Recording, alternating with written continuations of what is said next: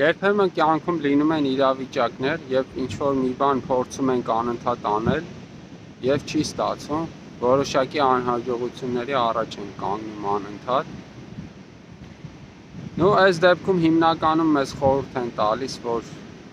պետք է ավելի մեծ ջանքեր գործադրել, ավելի մեծ էներգիա դնել և չհանձնվել։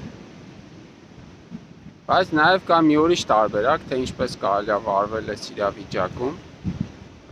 Ուղղակի խորհուրդ է տրվում թողնել այդ իրավիճակը, իրականում մի պահ կտրվել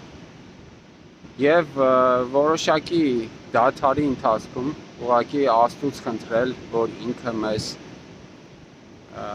բացի այդ գիտելիքը, թե ինչպես է պետք հետագայում վարվել։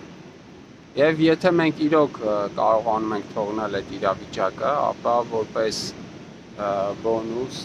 ներսից իրոք բացվում է այդ գիտելիքը, Աստված մեզ ներսից բացում է այդ գիտելիքը, և մենք արդեն ավելի վստահ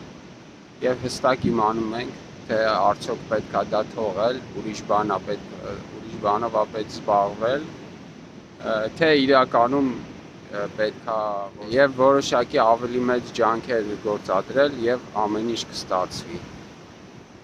Ես իմ կյանքում բազմաթիվ անգամ փորձել եմ այս երկրորդ տարբերակը և ինքը իրոք շատ աշխատող մեթոդ է,